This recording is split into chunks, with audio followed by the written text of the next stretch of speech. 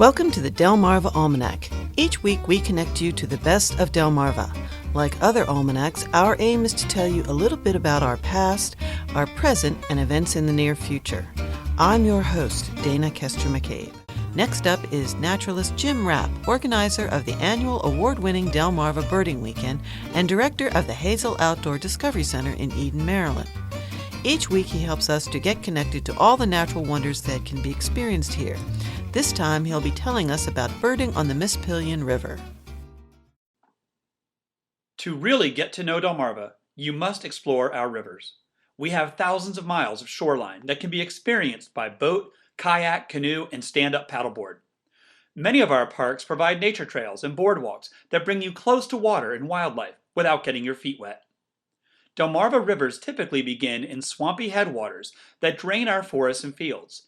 Headwater habitat supports animals that prefer shady forest and fresh water.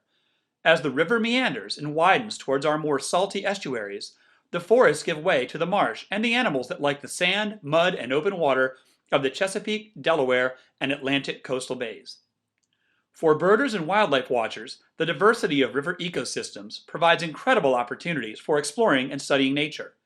You can start your morning in the wet woods of the headwaters as the sun rises and the forest awakens, stop in one of our historic small towns for lunch, and finish your day along the marshy coast with the setting sun.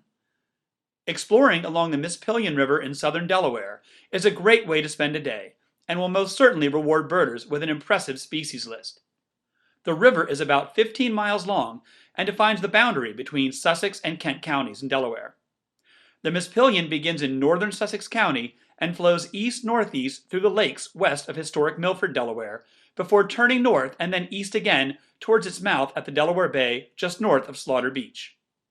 The upper stretches of the Mispillion were once known as the Sawmill Range. Dams were built across these narrow sections of river to generate hydropower for sawmills and grist mills. Abbott's Mill, located just 3 miles southwest of Milford, started milling in 1795 and ceased operations in 1960. It was listed on the National Register of Historic Places in 1972 and is now managed by the Delaware Nature Society as part of the 313-acre Milford Mill Ponds Nature Preserve. Abbott's Mill is a great place to begin your Mispillion day trip.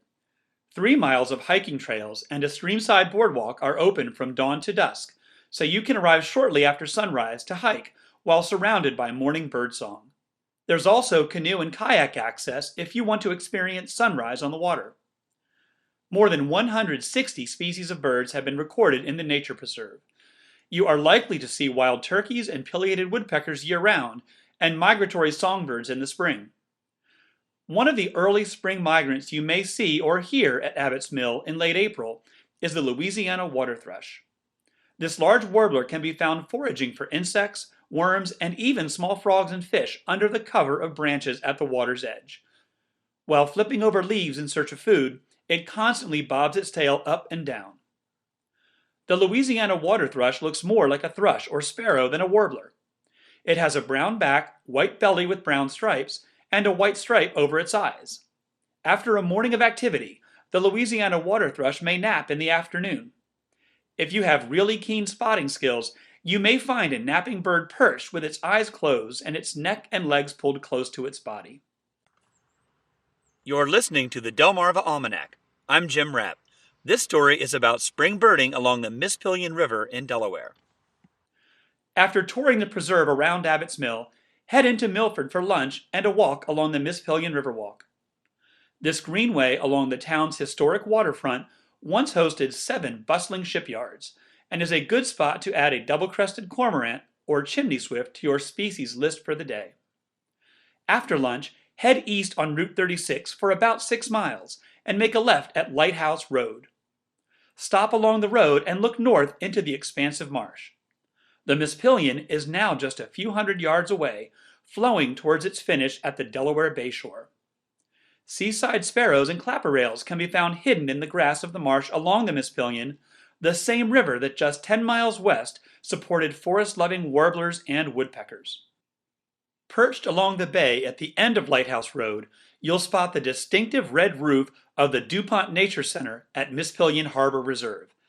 This one-of-a-kind site is managed by the Delaware Division of Fish and Wildlife and includes an interpretive center and observation deck with telescopes to view the Delaware Bay shoreline. The center features exhibits about the ecological relationship between migrating shorebirds and the horseshoe crabs that lay their eggs on the bay's beaches.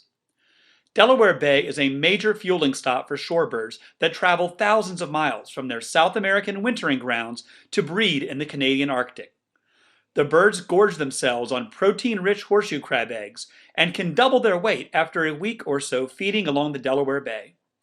One shorebird with a critical dependence on horseshoe crab eggs to continue their journey north is the red knot. The Atlantic flyway subspecies of the red knot has experienced more than a 75% decline since the 1980s, due primarily to an increase in the commercial harvest of horseshoe crabs. In 2014, the Atlantic flyway red knot was listed as threatened under the Federal Endangered Species Act. Nearly 90% of the entire world's population of Atlantic flyway red knots can be present along the Delaware Bay in a single day. One of the longest distance migrants in the animal kingdom, the Atlantic flyway red knot travels over 18,000 miles round trip every year. These large shorebirds can be found mixed in with semi-palmated sandpipers and ruddy turnstones, feeding in the sand and mud between the gently lapping waves of the bay. Breeding male red knots are relatively easy to pick out of the flock with their red heads and breasts and salt and pepper colored backs. This amazing wildlife spectacle is unique to the Delaware Bay shore and is best witnessed right here at Mispillion Harbor and Slaughter Beach. A good time to observe horseshoe crabs spawning and the shorebird feeding frenzy is near the full and new moons of May and early June. During the day following a high tide horseshoe crab spawn, you will be amazed at the thousands upon thousands of shorebirds gorging themselves on the tiny green eggs of the horseshoe crab. After your time birding along the mouth of the Mispillion at the Delaware Bay shore, you can end your day with a great meal at one of Milford's fine restaurants and take in a Delmarva sunset with a twilight stroll along the historic riverfront. We'd like to thank our community partners, the Friends of Delmarva Public Radio, and underwriters EatDrinkBuyArt.com for their help in bringing this program to you, our audience. Our theme music was provided by Brightside Studio. This show has been a Moonshell production. Thanks for listening. Until we meet again, may the rhythms and tides of Delmarva bring you good fortune.